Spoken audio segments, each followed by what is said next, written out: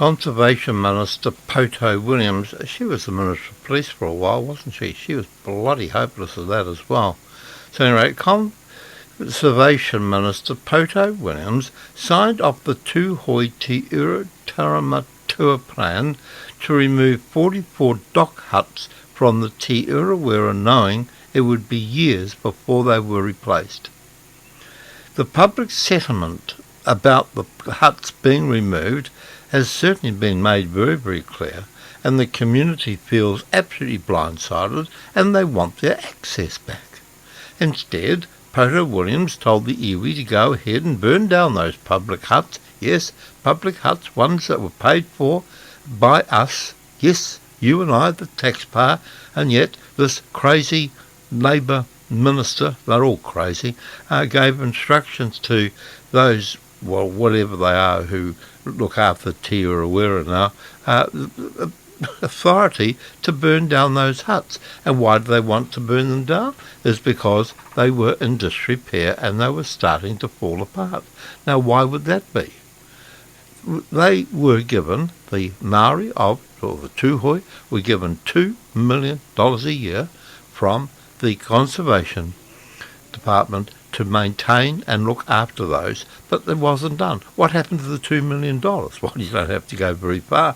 It's a group of Maori been given a lot of money, and of course they never ever tell you how it's been spent. They're probably all running around in brand new 4x4s. You know, it's just an absolute disgrace. Firstly, this Poto Williams, who should not be a minister, she told them to burn the public huts, but then they admitted it could be 3 years before they're replaced. Yes, Doc did give $2 million a year to maintain tracks and huts in that area.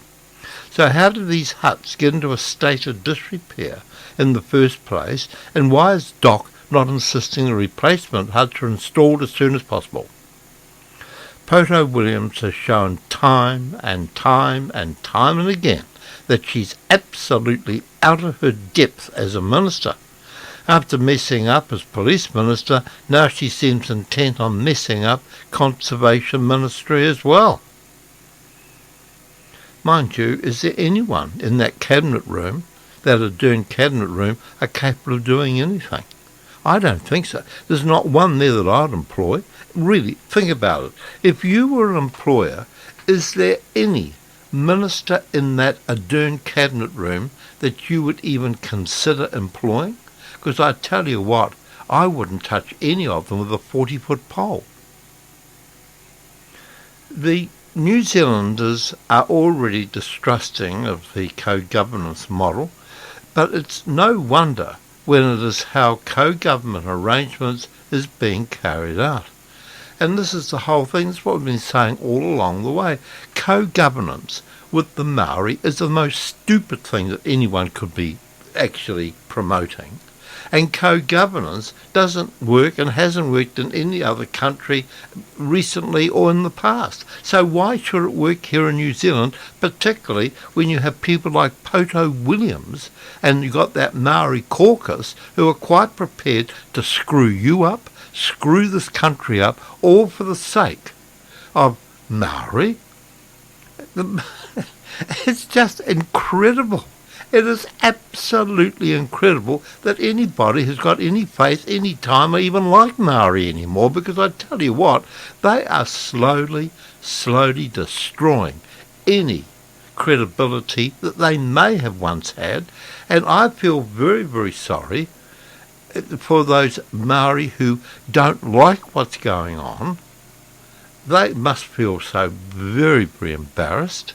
I know some Maori who are really angry about what's going on and happening in New Zealand by some of these idiot Maoris who they don't agree with any more than you and I agree with. But these elite Maori, the iwi, the greedy iwi, oh yes, they'll get away with it because no one is prepared to tell them to sit down, shut up and behave themselves, not even the other Maori. Mind you, the sooner to get rid of this crazy idiot Ardern, those Greens, and that dreadful Maori caucus, once we get them out of the situation of having authority, we might slowly see New Zealand come back to normal.